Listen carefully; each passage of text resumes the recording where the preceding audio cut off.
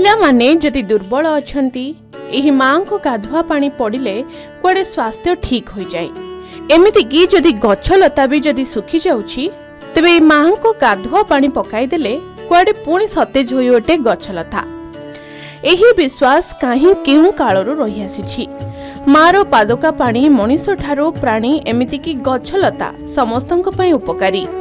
एही विश्वास पई काहे केउ दूर दूरांतरू भक्त माने धाई आसुछंती मां साढ़ा सुनी पीठकू।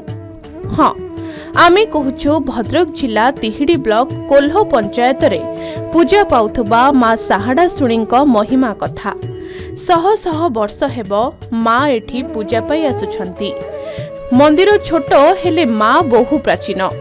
स्थानीय लोकंक कहिबा कथा मां एबे जो स्थान रे पूजा पाउछंती पूर्वरु सेठारे घंच जंगल ओ बिल थिला।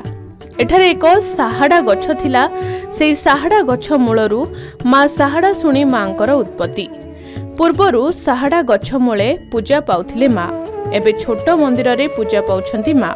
लोक मानकर विश्वास अछि ए जो छोट छोट पिला माने तांको शरीर खराब बा तांको देह माने सुखी जाउतो ए मांकर पानी कुआडे पड़िले तांको देह पुणी ठीक पूर्व परी हुए, माने पिलाकर स्वास्थ्य टे भल रहे। आउ तापरे मांकर पानी की नहीं कि को गछरे पकेले मनकर गछरे फल फलुनी फूल गछरे फूल फुटुनी ए मांकर पानी पड़ले से गछरे गारे फूल फुटे फल धरे एमती माने इतिहास कहे समस्ते भी माने कहती। एठा को जने हलिया हल करबा पई आसंती तो तांको स्त्री दिने से हल करतन ता स्त्री दिने तांको पई खाइबा पई आनची तो से कोउ माछ रांधिकी आनची तो से साहाड़ा गछ मूल रे से कोउ माछ और से भात से रखी देकी स्वामी को डाकिया पई जाईची।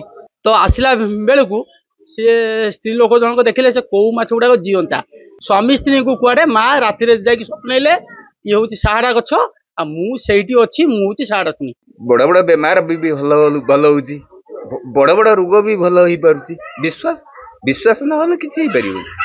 विश्वास एवं भक्ति नथिले हे परिबोनी। बेसी दिन हेइनी प्रतिष्ठा हेइनी एबे हबो 7 पुरुष हिरणे आमर एटा मांकर जगह पड़ी ये पड़ी होउची आ कोन आसुचंती लोक विश्वास अछि। विश्वास न रहले केमि हो रोग भल न होने तो आपन को थरे कह देबी बेमार भल न होने आपन आसीबे कि आसीबे नै हे परजंती भल एटा त केबे कथा। भक्त व स्थानीय लोकंकर प्रगाढ़ विश्वास मां को उपरे। छुआ माने रुग्ण हेउथिले चेहरा न लागुथिले कोनोसी कारणरू पिला पतला होइथिले मांकर पादुका पानी पड़िले छुआ हृष्टपुष्ट होइथाय बोली विश्वास रहिछि। खाली छुआ काहेकि बड़ लोक माने मध्य पानी छिंचन पई आसीथांती। तासह मां को पादुका पानी फूल धरुनथुबा गछरे छिंचिले फूल फुटी थाए एभले अनेक विश्वास रहिछि लोकंकर। छुआंकु नै के आसीछु मांकर दया हबो मांकर साड़ा सुनी पाखु नबो तांको पानी पड़िले छुआंकर उन्नत हबो के सुखी जाउची के चमकुची के जिन्ना अवस्था हलेनी से मानकु सब नै कि जाओ से मां को पाखु पादर भोगजी पानी छिंचिले भोग गलु ए जही ए बा छुआ दिरा दुर्बलिया छुआ तीनटा को हिनी खाई छोट पिलांकर रोग वैरागी भल मंद सबुडा सब भल रहउची।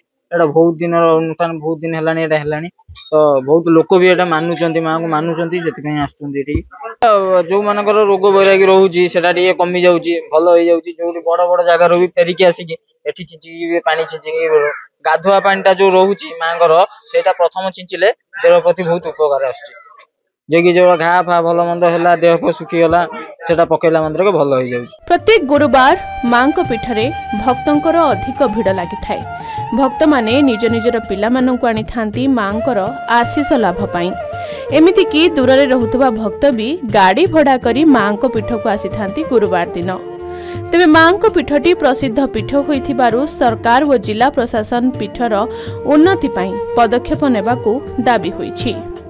भद्रक चांदबाली देवाशीष पाढ़ी रिपोर्ट के न्यूज ओडिशा।